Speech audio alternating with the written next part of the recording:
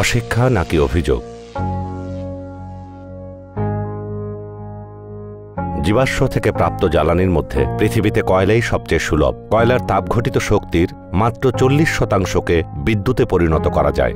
তাহলে বাকি 60%-এর কি হয়?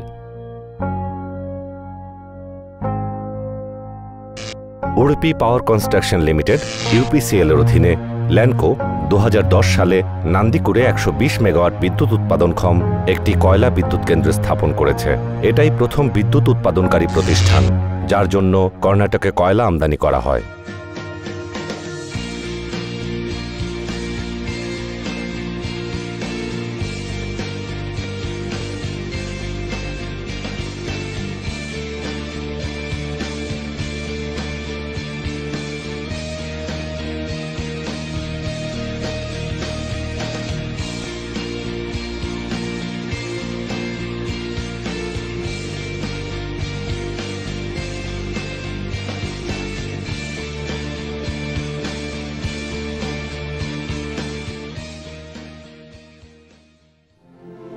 কর্ণাটকের উড়ুপি জেলায় পারুপিদ্রির কাছে নান্দিকুর ছোট্ট একটি শহর। ইউপিসিএল এর অধীনে ল্যানকো সেখানে একটি বিদ্যুৎ কেন্দ্র স্থাপন করে। এই বিদ্যুৎ কেন্দ্রে আছে 2টি পৃথক বিদ্যুৎ প্রস্তুতকারী অংশ, যারা একত্রে 1200 মেগাওয়াটেরও বেশি বিদ্যুৎ প্রস্তুত করে।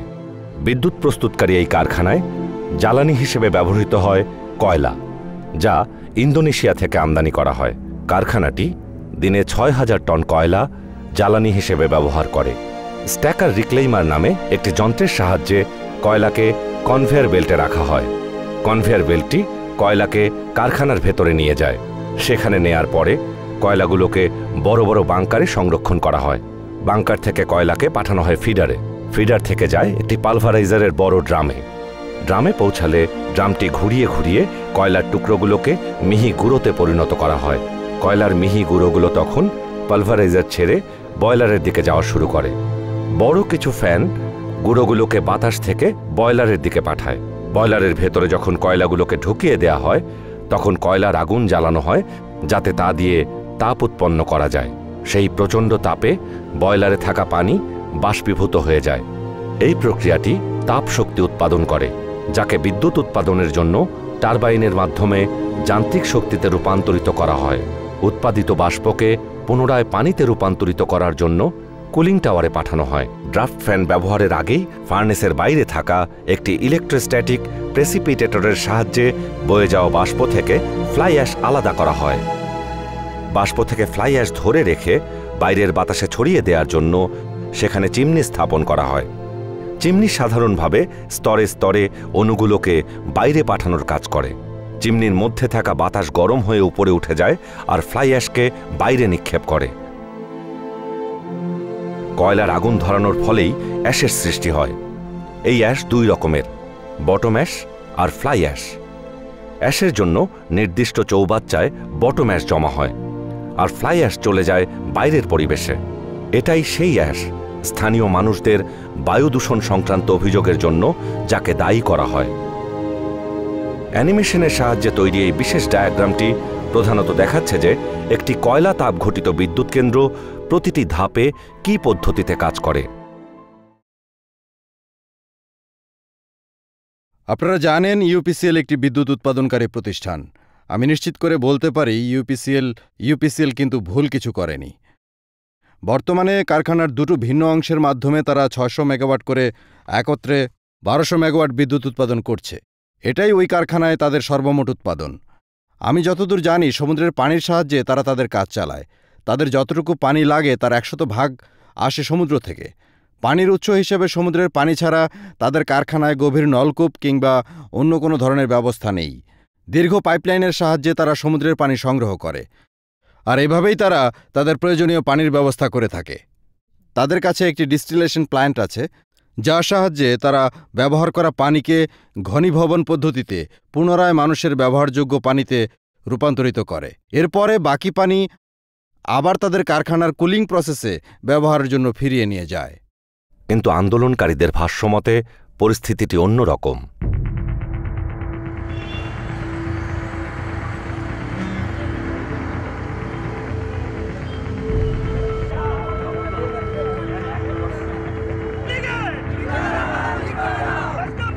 আমাদের সমস্যাটা কেউ বুঝতে চায় না, এমন প্রশ্ন করছেন যেন এলাকায় নতুন এসেছেন।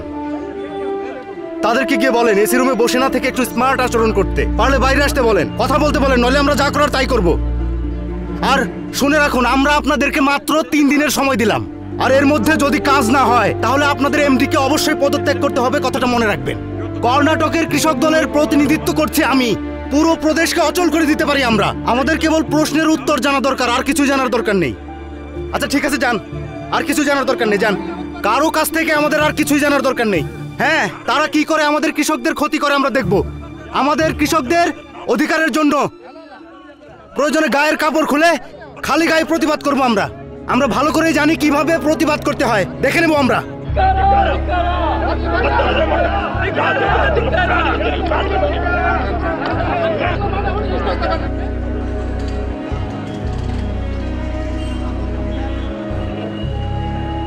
আপনি জানেন ইউপিসিএল এর বিদ্যুৎ কেন্দ্র প্রতিষ্ঠার সময় আমরা কি বলেছিলাম? আমরা পরিষ্কারভাবে জানিয়েছিলাম যে এই অঞ্চলের জন্য এই ধরনের বিদ্যুৎ কেন্দ্র উপযুক্ত নয়। যখন থেকে এই বিদ্যুৎ কেন্দ্র প্রতিষ্ঠিত হয়েছে তখন থেকেই ইউপিসিএল এর বিরুদ্ধে নানা রকমের অভিযোগ শোনা যাচ্ছে। কয়লা বিদ্যুৎ কেন্দ্রের দূষণের ফলে কৃষকদের উৎপাদিত ফসলের যে ভয়াবহ ক্ষতি হচ্ছে, ওই এলাকা এবং তার আশেপাশের এলাকার কৃষকেরা ক্রমাগত সেই বিষয়ে ক্ষুব্ধ প্রতিক্রিয়া জানিয়ে যাচ্ছেন। এই বিদ্যুৎ কেন্দ্র স্থাপনের ফলে যারা সবচেয়ে বেশি ক্ষতিগ্রস্ত হয়েছে তারা হলো নান্দিকুরের অধিবাসী। কারখানা থেকে বেরিয়ে আসা ফ্লাই অ্যাশের ফলে সেখানকার অধিবাসীদের কৃষিজাত পণ্যের যে ক্ষতি হয়েছে তার কথাই তারা বারবার উল্লেখ করে এসেছেন। এই বিদ্যুৎ কেন্দ্র স্থাপনের পর থেকে আমরা যারা নান্দিকুরের অধিবাসী তারাই সবচেয়ে বেশি ভুগতেছি। আমরা যেহেতু বিদ্যুৎ কেন্দ্রের খুব কাছে থাকি, তাই কারখানা থেকে বেরোনো ফ্লাই অ্যাশ আর এই লবণাক্ত পানির বাষ্পের সঙ্গেই আমাদেরকে বসবাস করতে হচ্ছে। হ্যাঁ, আমাদের বাড়ির যে কোনো ধাতব জিনিসে জং ধরে যায়, আর তা ওই ছাইয়ের মতোই গুঁড়া গুঁড়া হয়ে একদম পড়ে থাকে। আর তাছাড়া এই সমস্যার প্রভাব সবচেয়ে বেশি পড়ে এই আমাদের কৃষকদের উপরে। এই দেখুন, পাতাগুলোর রং কেমন হয়ে গেছে। ওই কারখানা স্থাপনের পর থেকে কৃষির ফলন সাংঘাতিকভাবে কমে যেতে শুরু করেছে। কারখানা স্থাপনের আগে এখানে কখনো এমনটা ছিল না। এই মুহূর্তে যা দেখছেন অবস্থা তার চেয়েও খারাপ হয়। আমার কাছে তেমন ছবি আছে, রাতে যখন ফ্লাই অ্যাশ বাতাসে উঠতে থাকে তখনকার কথা বলছি। আচ্ছা, ফ্লাই অ্যাশের জন্য কি ফসলের সমস্যা হয়? অবশ্যই, ফ্লাই অ্যাশের কারণে কৃষির উৎপাদন নেই। কাপড়ের ওপরে যে স্তর পড়ে থাকে তাও এই ফ্লাই অ্যাশ। আর ওই কারখানার কারণেই আজ 4 বছর ধরে আমাদের কুয়োর পানি লবণাক্ত।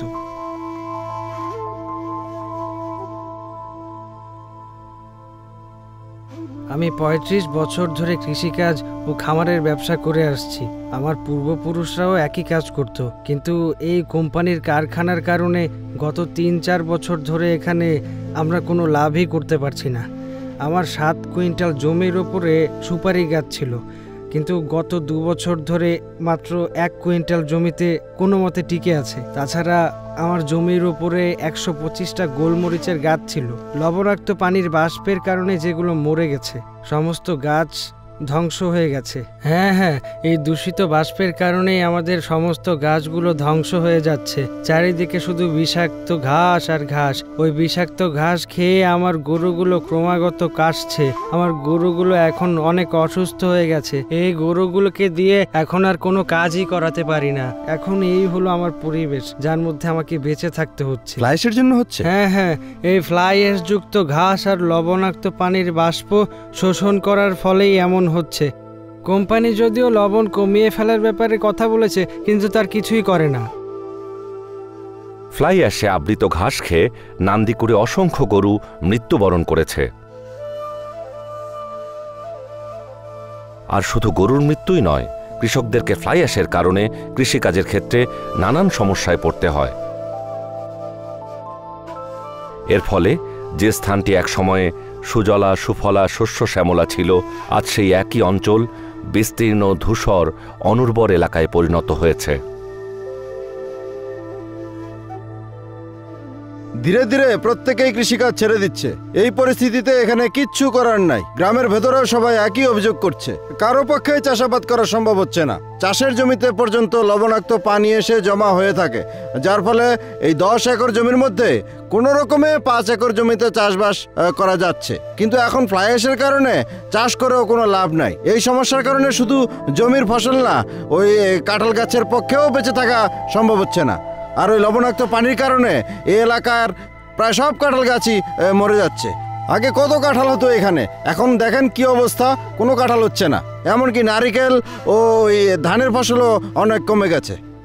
এখন ফসল 30% বেশি কোনোভাবেই উৎপাদন করা সম্ভব হচ্ছে না। সমুদ্রের তীর থেকে শুরু করে এই নান্দিকুর শহর পর্যন্ত কেউই এখন আর ফসল ফলাতে পারছে না। পুকুরগুলো লবণাক্ত পানিতে ভরে গেছে, গরুগুলোকেও ঘাস খাওয়ার জন্য মাঠে ছাড়া যাচ্ছে না। কৃষকেরা তাদের গরু ছাগল বিক্রি করে দিতে বাধ্য হচ্ছে। প্রদেশ কর্তৃপক্ষ অবশ্য বরাবরের মতোই দাবি করে যাচ্ছে যে অঞ্চলটির পরিবেশগত ভারসাম্য যেন বজায় থাকে, সেই বিষয়ে তারা আপ্রাণ চেষ্টা করে যাচ্ছে। আমাদের ডিপার্টমেন্ট থেকে 15 দিন পরপর কিংবা প্রতি মাসে অন্তত একবার আমরা বিদ্যুৎ কেন্দ্রটিতে যাই। নিয়মিত সেখান থেকে স্যাম্পল সংগ্রহ করে ল্যাবরেটরিতে পরীক্ষা করি। আমাদের ল্যাবরেটরি থেকে কৃষিকাজের জন্য বিভিন্ন সহযোগিতা করা হয়। যেমন গত 3 বছরে আমাদের দেয়া পরামর্শে এ এলাকায় ধানের উৎপাদন ব্যাপক হারে বেড়েছে। এখানে এখন নতুন অন্তত 3 ধরনের ধানের চাষ করা হয়, যা আগে কখনো হতো না। কিন্তু ওই অঞ্চলে পরিবেশের ধ্বংস একটি চলমান প্রক্রিয়া। কয়লা বিদ্যুৎ উৎপাদন কারখানার বিষয়ে ওই অঞ্চলে আরেকটি বড় অভিযোগ হল তারা এলাকার জলাশয় তথা পানির সাধারণ উৎসগুলো নষ্ট করেছে। কারখানা থেকে পরিবেশে ছড়িয়ে দেয়া লবণাক্ত পানি সেসব ধ্বংস করেছে। এখন নিজেদের ব্যবহারের জন্য যে পানি তারা সেসব উৎস থেকে সংগ্রহ করে থাকে তা মোটেই মানুষের ব্যবহারের উপযুক্ত নয়। এই এলাকায় এখন খাওয়ার পানির অভাবই সবচেয়ে বড় সমস্যা।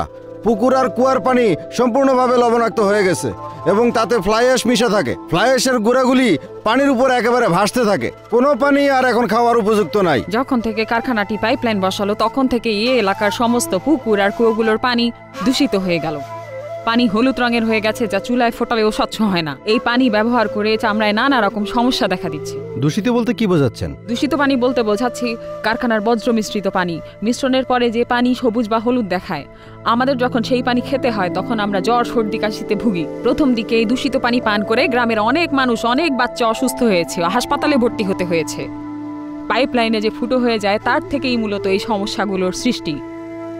পাইপলাইন থেকে 1-2 কিলোমিটারের ভেতরে যত জায়গা আছে সব এলাকায় এই সমস্যা ছড়িয়ে পড়েছে, চারিদিকে ছড়িয়ে পড়েছে।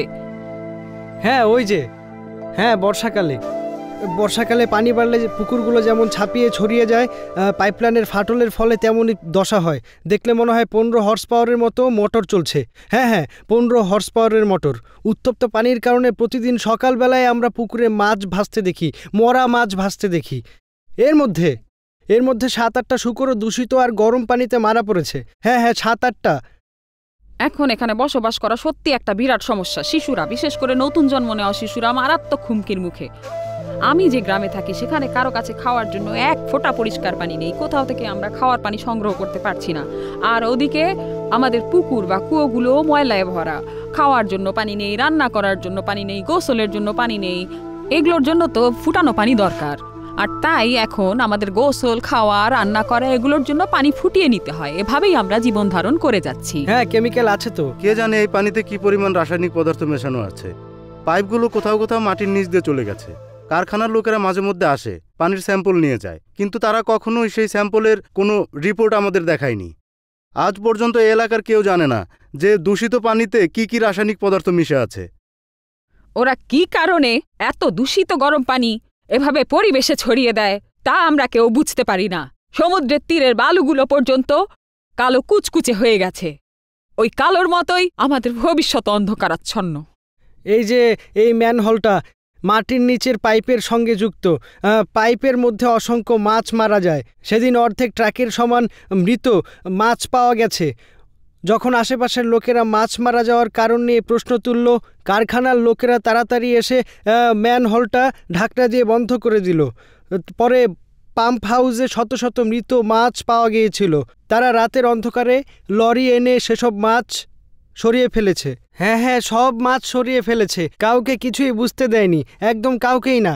এই জমির নিচ দিয়ে বিদ্যুৎ উৎপাদনকারী কারখানার একটি পাইপলাইন গেছে। সেই পাইপটি মাটির নিচে বসানোর জন্য সম্পূর্ণ এলাকার বনাঞ্চল ধ্বংস করা হয়েছে।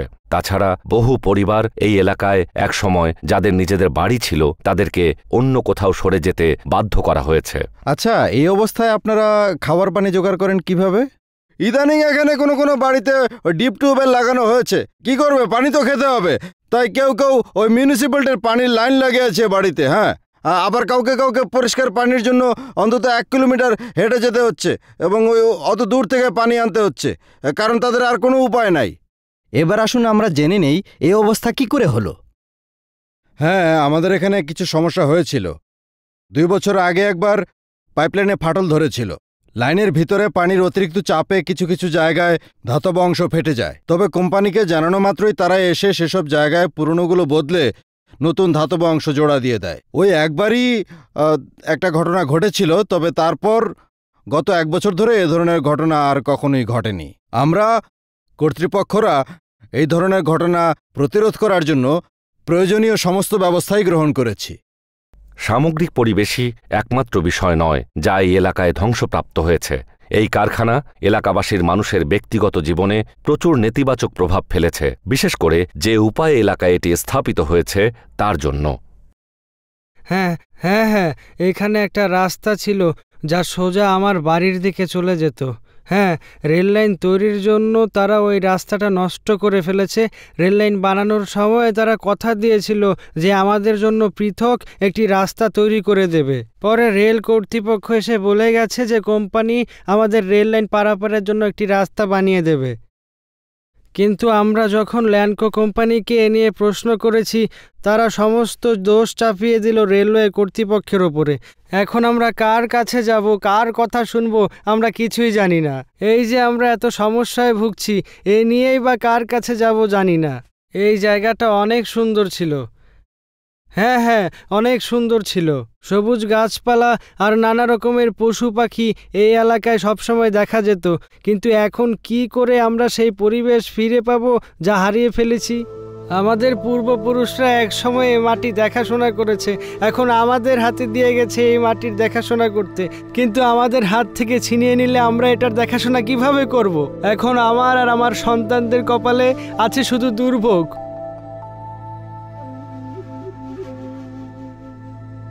পরনির্ভরশীলতার কি প্রয়োজন? বিদ্যুৎ উৎপাদনের জন্য নবায়নযোগ্য শক্তি কেন ব্যবহার করা হচ্ছে না? কেন হচ্ছে না?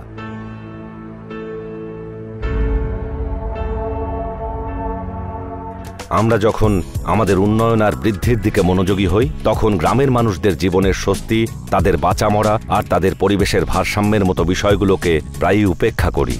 1 বিলিয়নের উপরে মানুষ দিয়ে সংগঠিত একটি জাতি হিসেবে আমাদের বিদ্যুৎ শক্তির প্রয়োজন, কিন্তু সেটি মানুষের জীবনের মূল্যে নয়। রূপান্তরযোগ্য অন্য কোনো শক্তির উৎস খুঁজে বের করার মধ্যেই হয়তো এই সমস্যার সমাধান লুকিয়ে আছে। উদাহরণ হিসেবে বলা যায় বায়ু, পানির স্রোত বা সৌরশক্তির কথা, কারণ এই শক্তিগুলো পরিবেশের কোনো বিপর্যয় না ঘটিয়েই ক্ষমতা তৈরি করে। আজ যখন ব্যক্তি মালিকানাধীন প্রতিষ্ঠানকে আমরা বিনিয়োগে উৎসাহিত করছি, জাতীয় থেকে আন্তর্জাতিক পরিমণ্ডলের দিকে পা বাড়াচ্ছি, তখন কারো ক্ষতি করে উন্নতি করার চিন্তা না করে সকলকে সম্পৃক্ত করে যে উন্নয়ন সম্ভব সেই উপায় অনুসরণ করাই কাম্য।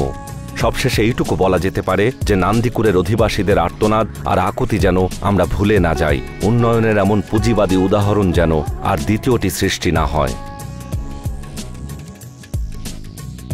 পৃথিবী মানুষের প্রয়োজনে ব্যবহারের জন্য, মানুষের লোভের কারণে ধ্বংসপ্রাপ্ত হবার জন্য নয়।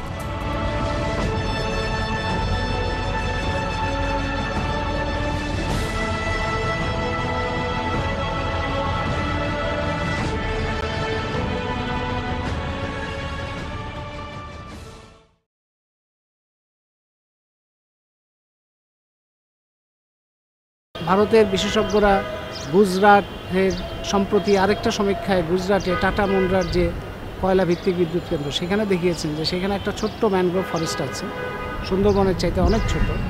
সেটা কয়েক মাসের মধ্যে, কয়লা ভিত্তিক বিদ্যুৎ কেন্দ্র হওয়ার কয়েক মাসের মধ্যে সেটা বিনাশ শুরু হয়েছে।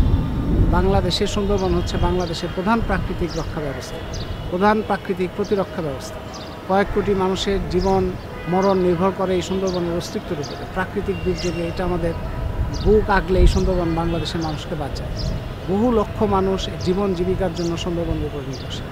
সুতরাং এই সুন্দরবন ধ্বংস হওয়া মানে বাংলাদেশ অরক্ষিত হওয়া, এই সুন্দরবন ধ্বংস হওয়া মানে পুরো বাংলাদেশের উপকূলীয় অঞ্চলের কয়েক কোটি মানুষের উন্নয়নের নামে তাদেরকে ভয়ঙ্কর ধোঁকা দেওয়া।